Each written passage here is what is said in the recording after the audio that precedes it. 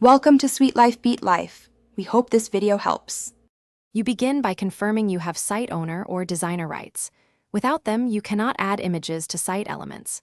Once confirmed, choose where the icon lives, list column, navigation, or a web part, because each path uses different controls. Now upload your prepared 32-128 pixel PNG or SVG to site assets and name files cleanly. This avoids broken links. After that, open the target page or list and keep the page in edit mode so you can insert the icon resource directly. You edit the page and add the correct web part, image for single icons, quick links for clickable tiles, or hero for prominent visuals. Choose the web part that matches your goal. If you're adding list or library icons, create a picture or hyperlink column and paste the site assets file URL so the list renders the image. Make sure SVGs are allowed in tenant settings. If not, switch to optimized PNG and add concise alt text for accessibility and indexing.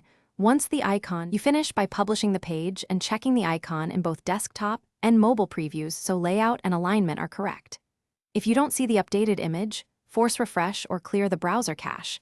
Sometimes CDN caching delays changes by a few minutes. If an icon shows a broken link, make sure the site assets file inherits site permissions or is explicitly shared with viewers. Restoring correct permissions usually resolves access errors. Once fixed, republish to confirm the icon appears for all users.